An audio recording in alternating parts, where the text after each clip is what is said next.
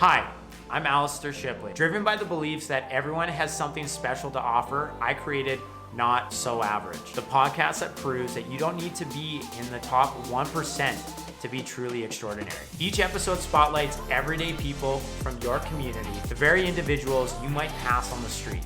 These relatable stories reveal that whether you're a jack of all trades or a niche specialist, we all have unique experiences and valuable lessons to share. Imagine if we all took a moment to realize we're all not so average. Let's get after it.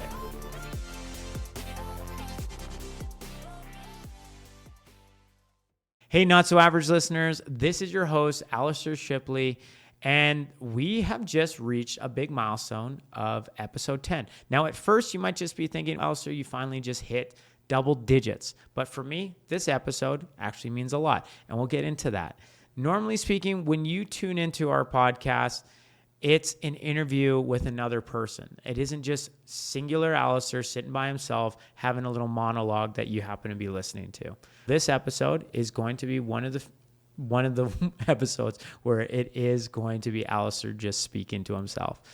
The reason why episode 10 is just me is because originally when I sought out to make this a reality, I thought to myself, we'll visit where things are at episode 10 and just see if it's worth pursuing any further. Thanks to being challenged by a close friend at jiu-jitsu. His name's Jay. Shout out to you. Hopefully at some point you'll hear this episode. But he made me completely rethink the idea of reevaluating at episode 10. His thought process was sound. 10 isn't enough. There's no possible way that I could have received enough audiences or views or likes or whatever the metric was that I thought I'd look for in such a short period of time. Thanks to him, I now have a much further out roadmap before I ever make the decision, is this something for me? And just so you guys know, as it stands right now, nothing gives me more excitement than doing this podcast. There's a few other things, but this definitely helps. So this episode, what I thought I'd do is go over my background and why this podcast rings true to me and why I felt that this was a message that other people might be interested in. Now, up until this point, you would have heard me discuss with one of my guests named Jen Aubin how she was an instigation for the idea of this podcast about 2 years ago. She serves as a board member for what's referred to as the STEM Innovation Academy here in Calgary, Alberta. And she had reached out and said, hey, Alistair, I think you should come and speak to the high school students because I think you're very relatable. And I probed her a little bit and said, what does that even mean? And she said, you're not like the CEOs or ex-Olympians or those sort of people that generally are brought in, but your career path will definitely speak to more people in this audience. She also indicated to a lot of the students there were being set down a path of, hey, you should take this route of being an engineer. You should take this path of being, I can't even remember what she had brought up at the time, but just very straight career paths. And she said, because of your roller coaster of a career, you might actually shed a lot of light on how this is normal. And at that point in time, it made me sit down and be like, hey, is this average? Is this normal? And that little thought festered. It absolutely festered. And I'm glad it did because it got me thinking, am I average? What does success look like? And then eventually, when a milestone in my own personal life happened, I was like, hell, I got to get this out there. I got to share this with other people. So there began Not So Average, the podcast. So this episode, I am going to share my career, things that I'm focused on, and what has helped me take the path and make the best out of what looks like a very eclectic, or as one of my guests said, a portfolio resume. So let's get into it. So the podcast, as you might have heard and maybe hopefully has resonated with you yet, the podcast highlights what success. The podcast highlights that success looks different for everyone. People's career paths are not linear. Everyone has a unique journey. And I truly believe that. I've often asked my guests, what does success look like? And I've yet to have the same answer from guest to guest. My background is a perfect example of this. My work experience is very diverse and unconventional at a first glance. Now, a little bit about my personal life. I have been in the dating scene, and it's funny what people bring up when you're first getting to know somebody. Often when you're in the dating scene, there's simple questions of, what do you do for work? And I don't shy away from it. I explain, hey, I help run one of Canada's largest residential solar companies here in Calgary. And then generally the follow-up question that comes from that is, holy smokes, like, how did you get into that? And that's where the fun comes in. So let's actually start from the very beginning so you can see how wild my background is. When I was in high school, I originally had the idea of getting into the trades. I wanted to be a carpenter. My uncle was, I'll call it, high-end kitchen cabinetry installer and manufacturer, and built them from scratch at a great company here in Calgary. And I did something called the Registered Apprenticeship Program, which brought me to one of his employers. And this taught me a whole ton of skills for a high school student, like how to wake up and just do things that you really didn't want to do. So I was at work. I can't recall right now. Maybe my nightmares say it's 5 a.m., but I bet you it's closer to 6 or 7 a.m. I'd be at work in the summer as a high school student, 5 days a week, working just shy of 10-hour days. At the end of this program, I ended up deciding carpentry, trades, this direction isn't for me. Unfortunately, at that point in time, I think it was around my birthday, we had sat down at a restaurant and my dad pushed me. He's like, hey, why don't you just apply to work here? And I looked around and I was like, yeah, it'd be pretty cool. And my dad definitely called my bluff. He called over the kitchen manager, and the kitchen manager came over and was like, yeah, we're hiring for a dishwasher. And so I came in for an interview the next day, got the job as a dishwasher, and that led me down a wild path in the culinary and restaurant industry for about 8 to 10 years. Fun story, I was a dishwasher for just shy of a week before I got promoted to working the line. The line is where all the food's made. I started as like grunt work, doing the fryer. For anybody that's ever worked in the industry, is the absolute worst. You're constantly getting splashed with hot oil, and it's super hot. You stink like McDonald's by the end of the day. Actually, it's worse than McDonald's. The smell that you smell outside of the McDonald's vent doesn't compare to what you're getting home whiffing. Like Axe body spray was never enough. I quickly worked my way up to one of the most sought after positions, which is the grill cook. And I thrived in this position. To this day, my family will not let anybody else cook on the grill if I'm in the presence of the family. I did about 30 to 40% of the entire restaurant's revenue from my workstation, and it was about 400 degrees Fahrenheit. I had an absolute love for the restaurant industry, to the point that I decided I was going to become a restaurateur. I went to hospitality management school here at SAIT, definitely a well-recognized school for its program, and I was hooked. I was going to become a restaurateur.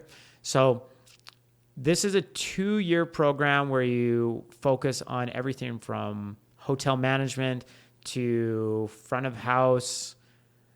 For food pricing, you have dining experience, and then my favorite part was actually the culinary experience where you're cooking with top chefs.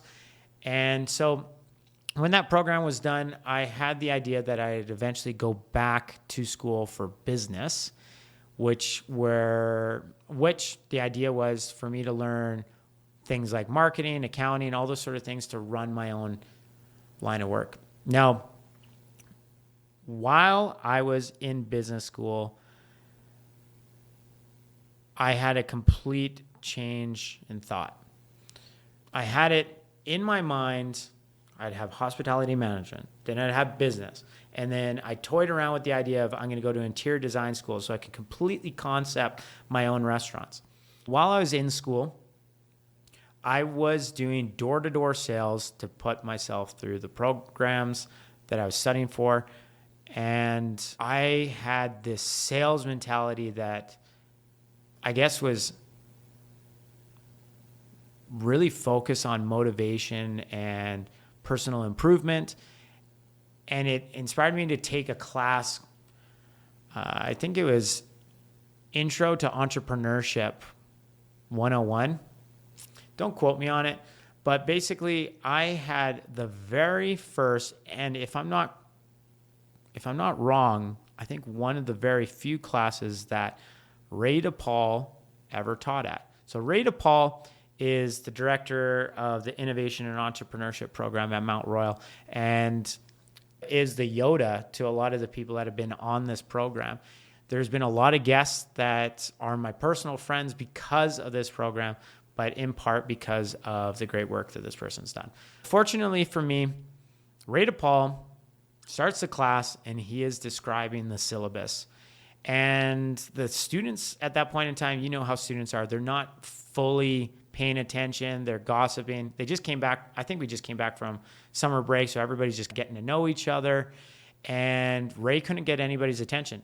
Finally, he just said, hey, you guys don't need to pay attention to me, but I've already had my success. Something along those lines. And I sat there front row as, whoa, I like this guy. And I was hooked. From there on out, I took every single entrepreneurship and innovation course that I possibly could at Mount Royal and spent as much time as I could with Ray DePaul. And he completely changed the trajectory of my life. I ended up getting introduced to, at the time, a pretty recognized solo entrepreneur that was well known in the Calgary community. And he was doing interactive fitting room mirrors that we eventually, with my help, sold to companies like Lululemon, Tommy Hilfiger, and when I was done with the company, there was a potential to work with Louis Vuitton. That story is incredibly cool because I just remember I was on the phone. I had made basically a cold outreach to the second in command of Louis Vuitton, which is one of the most valuable brands in the entire world. And I got this guy on the phone at 7 p.m. Paris time on a Friday for what was supposed to be a 20-minute conversation. And at this point in time, I was about 24, 25. And I had this guy hooked for about 2 hours. It's a point of pride that I've shared with a lot of people. There was nothing like it. The high that I rode for the weeks that came were incredible. I had this top brass talking to this 25-year-old, and he was hooked in our concept. Anyways, the cool thing about this interactive mirror program that really changed the direction of my life was we got accepted into a program called 500 Startups, which is known as being an incubator for startups. Now, why I bring that up is incubators are now really popular in entrepreneurship right now. So basically what an incubator is, it's generally an educational program given to companies that have had investment from a particular venture capital firm. The idea behind it is that you get enough education while in this program to basically multiply the value of your organization in a very short period of time. It also gives the VC firm the opportunity to closely evaluate you. I'm imagining for the idea of if they want to do follow-on investment or just introduce you to other people in the industry that will become investors as well in their network. 500 Startups was based in the San Francisco Bay Area in Mountain View, California. And while I was down there, it was a 4-month program. I really fell in love with the energy of the city. Who couldn't fall in love with a place like San Francisco? Now, while I was down there, the reason why I was so hooked on the energy, you'd be walking around and people would be talking about their experiences at Google. You have the Google campus there. You have people from Apple talking about the next launch just on the street. They'd be talking with their friends. They'd be talking about the next wave of the MacBook. And then you'd have organizations talking about cloud computing and holy shit, look out. You're about to get hit by a freaking self-driving car, because Waymo was at that point in time testing their self-driving cars. You watch Silicon Valley, the TV show, that was the life that I was living. So when a company made themselves available to hire me, I quickly jumped on it and I told, hey, this Calgary company, I'm done. I'm out. I'm moving to San Francisco. So I told my parents I'm getting a visa, and I basically set up some roots here for a little bit. The reason why I'm bringing up this work experience is to show you that it goes all over the place, and life just has a habit of guiding you in the directions that you need to go. So I had originally been set on the idea of becoming a carpenter. Then I ended up in a restaurant that one day led me down this path of working in restaurants for about 8 to 10 years. While I was in restaurants, I was going to business school, and basically led me to getting an invitation to go for, I guess it was a hiring fair for a door-to-door company. This door-to-door company then incentivized me to focus on personal development. And at that age, when you're in university, you're very malleable. And this topic really just stuck with me. And because I was so driven and motivated to be, at that point in time, successful meant rich, I then clung to the idea that was pitched by Ray DePaul in his introduction to entrepreneurship class, that he had already had his success because he had basically mentioned he had sold a company. And I was like, this is the guy. This is my vehicle for getting to the next level. Then thanks to him, I was able to get some introductions to the interactive fitting room mirrors that brought me down to San Francisco. And then because I was down in San Francisco, I got to be a part of this different frequency. Up in Calgary, Alberta, it's oil and gas, at least at that point. Anywho, I get down, I feel like I found my tribe. I feel like I found my people. And I followed that. And I jumped on a startup in San Francisco. So this is like the first half of my working career. So the real cool thing about this startup was the fact that it was actually invested in by Mark Cuban and Kobe Bryant. Yes, the Black Mamba. So this organization had a lot, it had a lot behind it. They're running pretty lean. They took as little investment as they possibly could, and it was a real grindy kind of environment. At its peak, we got out to about, I think it was around 70 people that were working at the organization, but there wasn't any crazy niceties about the place. Like, sure, you had the cliche snack bar in the kitchen where you had all your little treats and stuff, but what they didn't tell you is that kitchen is like literally a closet that they put a microwave, a fridge, and then just shelves of snacks. And in the morning, it reeked in the entire office of fried eggs because they had this little egg maker. But that energy that everybody brought in was like, we're going to change the world. We're going to change the world. And that's such a cliche thing that you hear about Silicon Valley startups is in their pitches is we're going to change the world. And we truly believed it, completely believed it.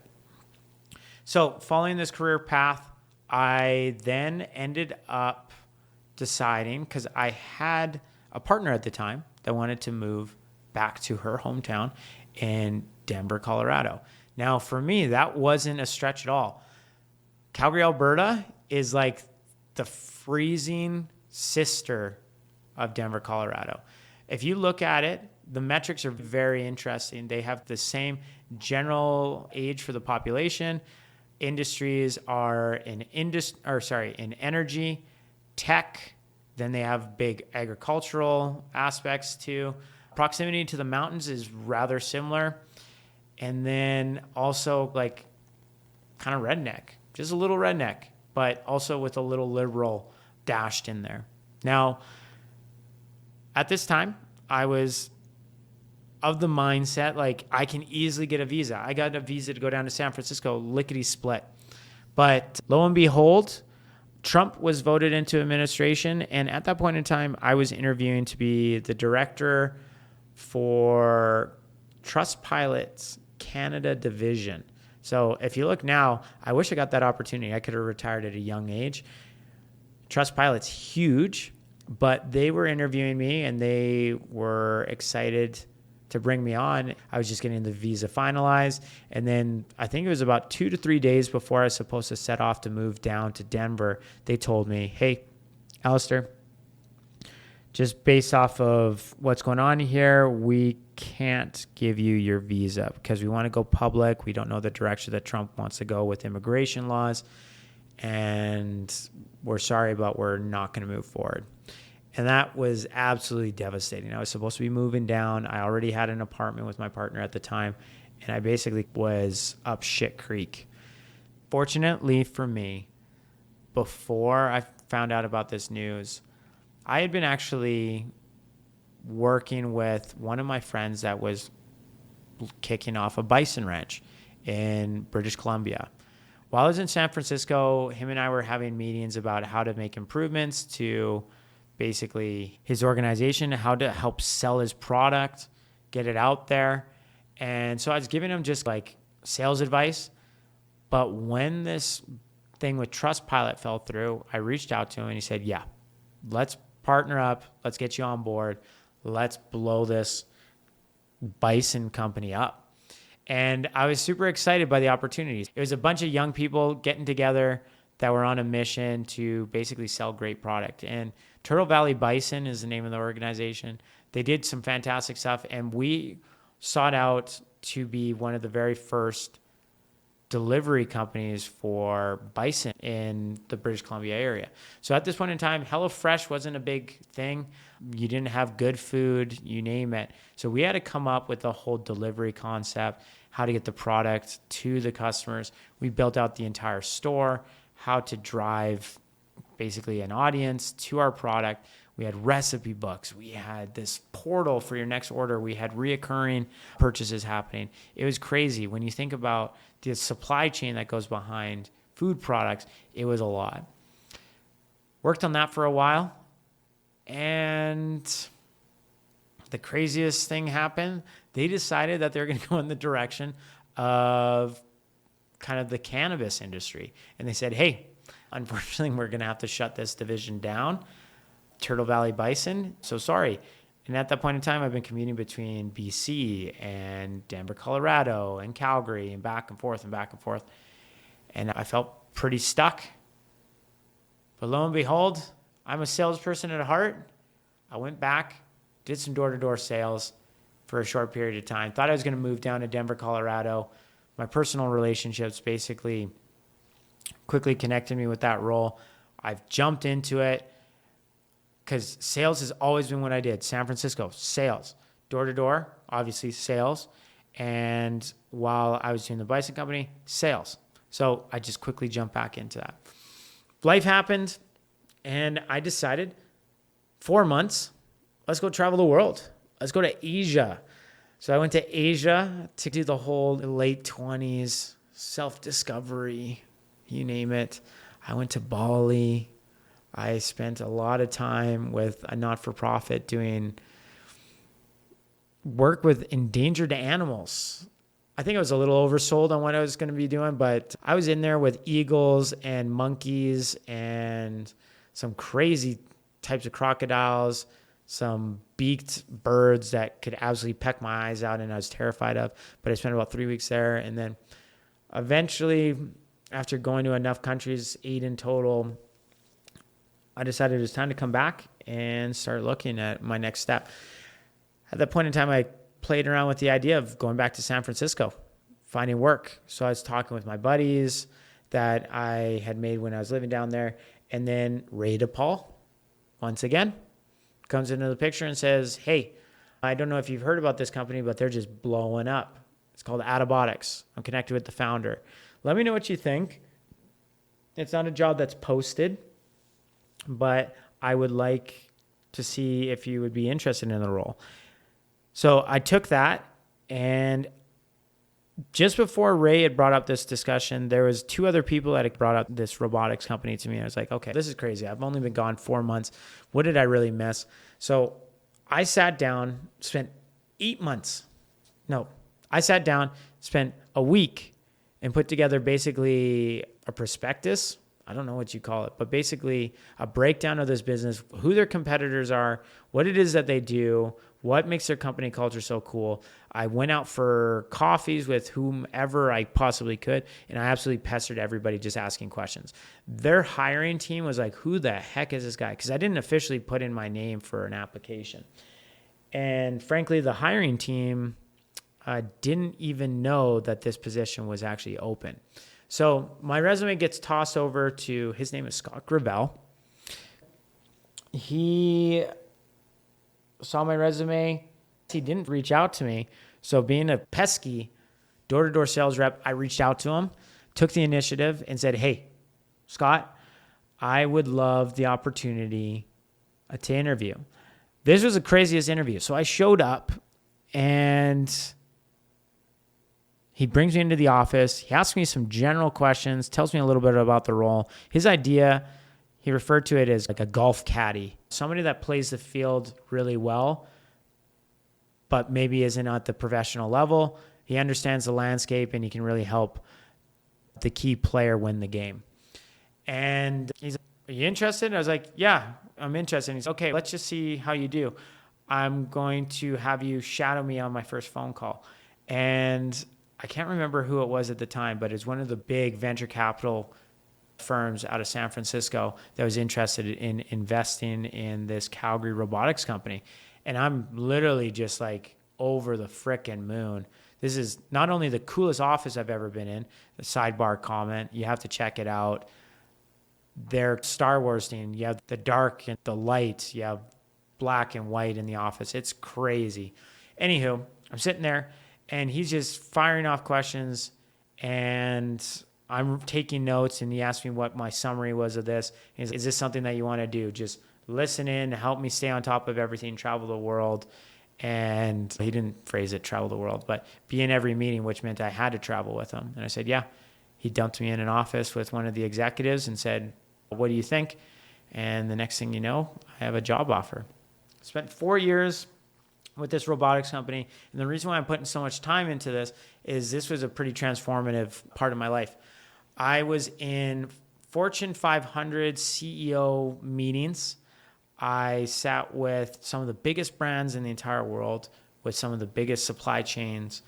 I was fortunate enough to be a part of conversations with the biggest investors in VC, in the venture capital world, that had offices on Sand Hill Road, which is a famous place in Palo Alto. All of this I'm bringing up because I didn't have the skill set to be in there on my own. I was very fortunate, and I was given an opportunity that I was not going to waste. I spent all of my waking hours trying to learn as much as I could about this industry and trying to bring as much benefit to the CEO and founder, Scott Gravel, that I possibly could. So not only when I was done work after 10-hour days, I'd go home and read up on all of these companies because I was absolutely fixated on making us a success or bringing value to the company. Spent 4 years there, 2 years as his direct report and following him around. And then eventually I got the opportunity to help out other divisions and concept out a few ideas that we had for our product.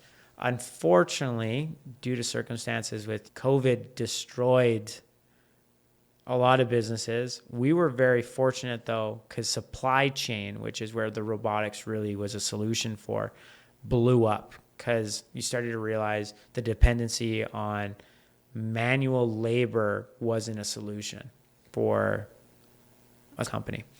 Now, unfortunately, I did get laid off, but as I often seem to be doing, and I'm just having this recollection as I'm talking here, I have a few irons in the fire at most times. At that point in time, when I got laid off, I'd actually been working with a solar company here in Calgary for, I think, just shy of 6 months. We were trying to save up some money. And so I was moonlighting this company, making some extra dinero and having a great time. So when I got laid off, I just literally got off the phone call.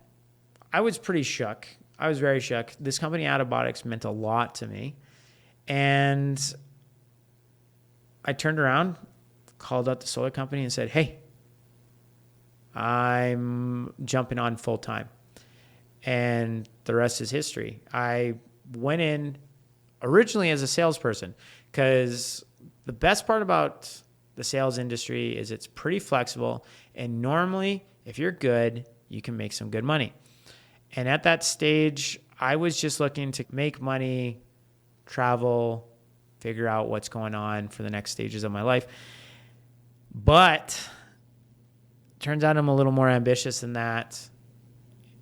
And we started having discussions of what does this solar company 2.0 look like? And what I mean by that is they were a very manual company.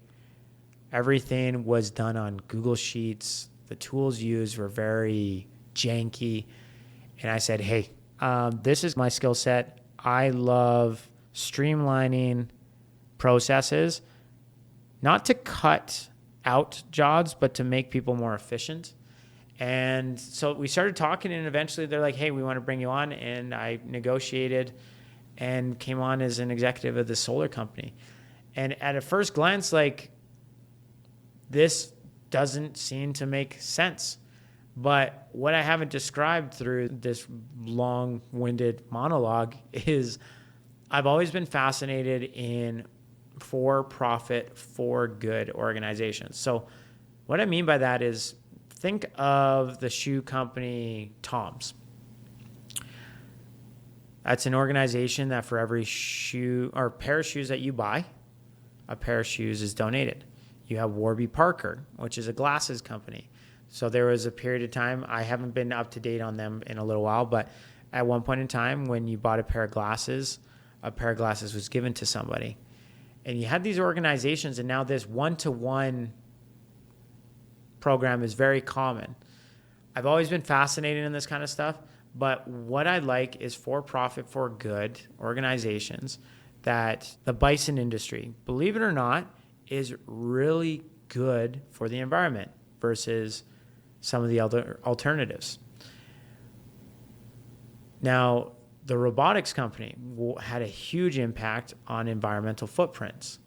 Imagine you no longer need a 1 million square foot warehouse in the absolute boonies of a major metropolitan. So I'm talking like you're literally outside of the city trucking in the goods.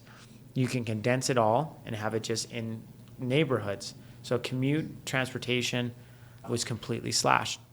Loved that. That concept was great.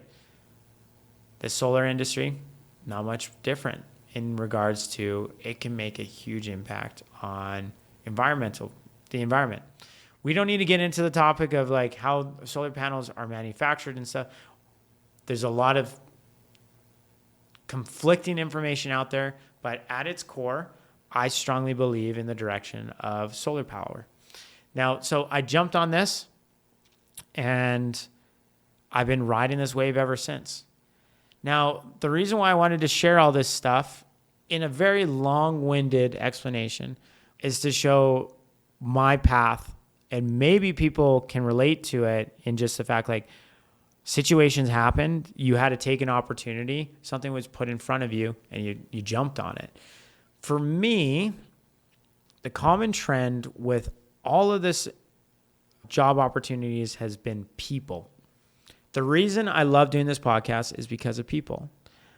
One of my skill sets that I really have honed in on over the years is cultivating relationships. What I found through explaining my own stories to people was I had been growing my friendships and putting a lot of investment into people that I knew. And every time that I found myself in a rough spot, I was bailed out by these relationships. Where my work experience has come from has been thanks to my connections with friends. Sometimes I work with friends. Sometimes they become friends because I work for them. Sometimes I'm introduced to them because of friends, but it's because of these relationships that I've been cultivating. So the reason for my success has been because of areas that I've really put a lot of focus into, which is people.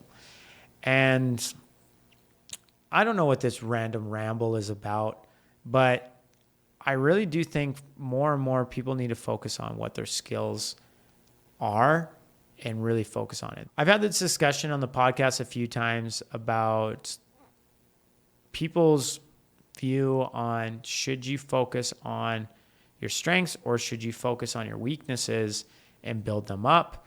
There's been some arguments that you become very one-sided if you put focus into just your strengths. My view has always been like, obviously don't neglect your weaknesses. You have to be aware of them, and hopefully you can do a little bit of improvements that give you a nice step change on everything. But I love focusing on my strengths. Like, I want to be in the top percentile in my strength. And my strengths are always going to be cultivating people, relationships, and communication. If you made it all the way to this point, you're a real G, and I appreciate you. The reason why I wanted to share my story was to pinpoint and hopefully give some relatability to the listeners that success doesn't look like a straight line. My career path is all over the place, but it's created this whole story that's very unique to me, which has given me a skill set that makes me well suited for a lot of the positions that I jump into. Now, what I wanted to bring up was some of my lessons learned. So from having this portfolio resume, some of the things that I've noticed is that consistency is key. Starting is the hardest part, but consistency keeps things moving. This was really identified through my sales experiences. So door-to-door sales, there's not going to be many people on here that have done the job. It is one of the hardest jobs in the entire world because of the mental battles that you have every single day. Generally tied to door-to-door sales is a 100% commission-based earnings. So what I mean by that is you aren't getting a salary. What you kill is what you eat. And your mind in that situation plays some wild tricks on you. And for me, the hardest part of my whole job was literally getting through the first door. And the first door was always my car door. Getting out, knocking the door. And what you find is getting started is the hardest part, but once you get moving, momentum takes over. So consistency is key. That was one of the things that I've learned through all of this.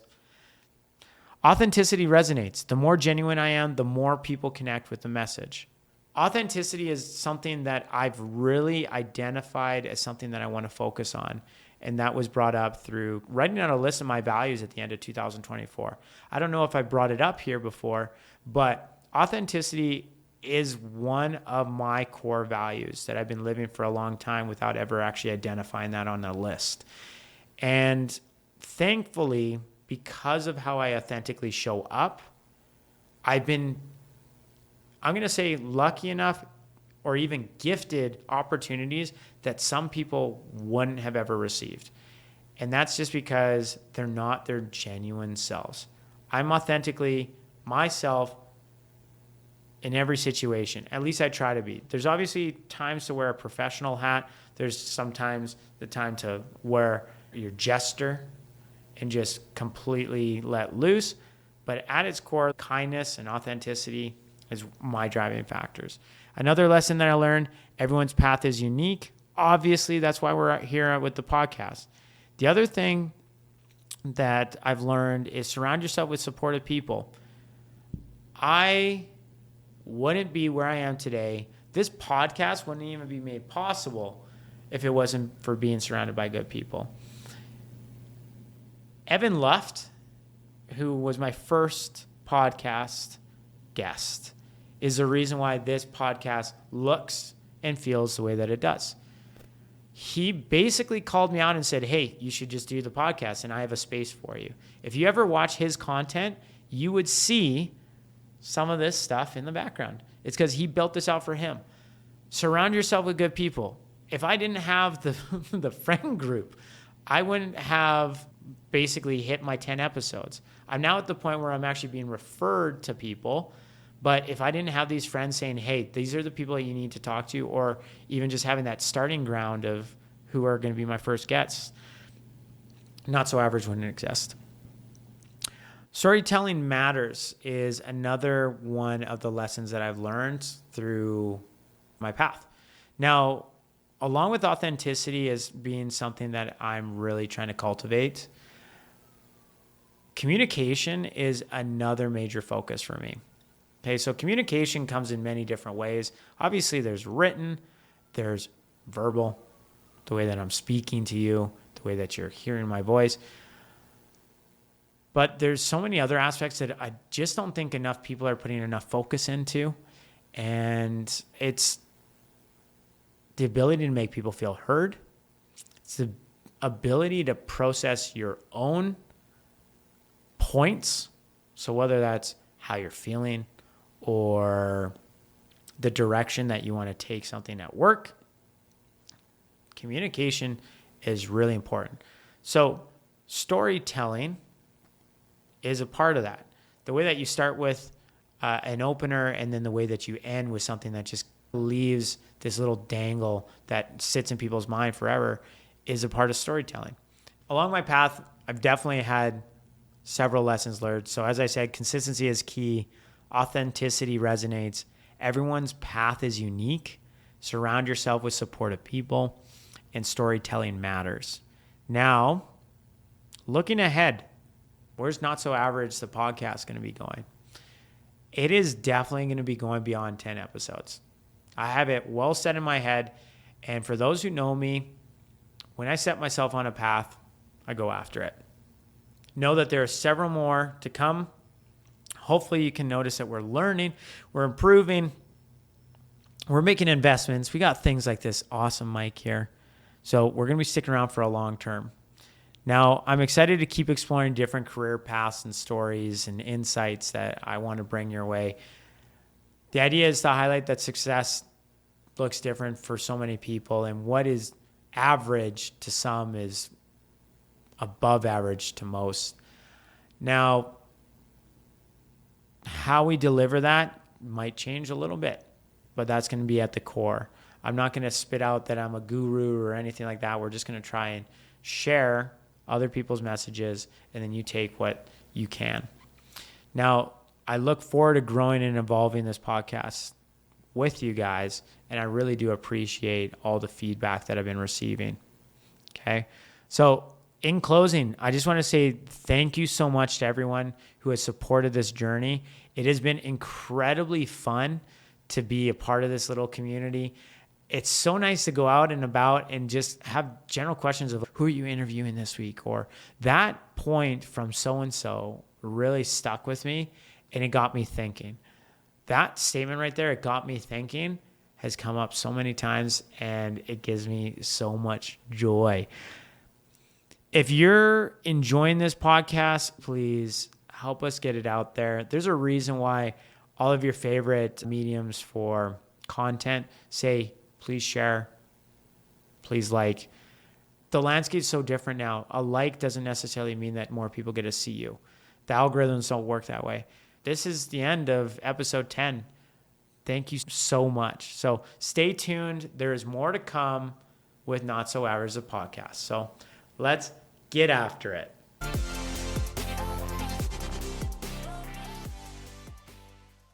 I don't know what the fuck I'm going to do with this thing. This is the longest ramble ever.